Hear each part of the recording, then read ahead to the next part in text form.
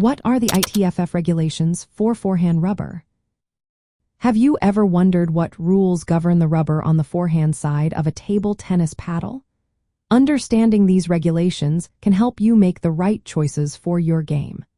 The International Table Tennis Federation, often referred to as the ITTF, has set specific guidelines for the rubber used in official competitions. First off, players can use various types of rubber on the forehand side. This includes inverted rubber, where the pimples face inward, and pimpled rubber, where the pimples face outward.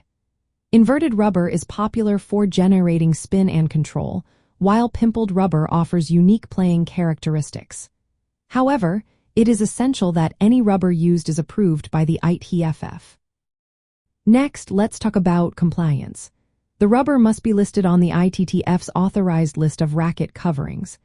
This list ensures that the rubber meets specific standards for thickness, flatness, and chemical makeup. For instance, there are limits on volatile organic compounds, which are chemicals that can affect air quality. Players must use only approved rubbers to compete in official events. Color is another important aspect. One side of the racket must be black, while the other must be a bright color that stands out from black and the color of the ball.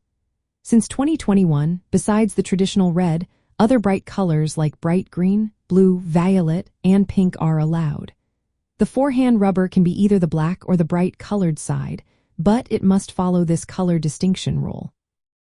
When it comes to thickness, the combined thickness of the rubber topsheet and sponge on the forehand side cannot exceed 4 millimeters.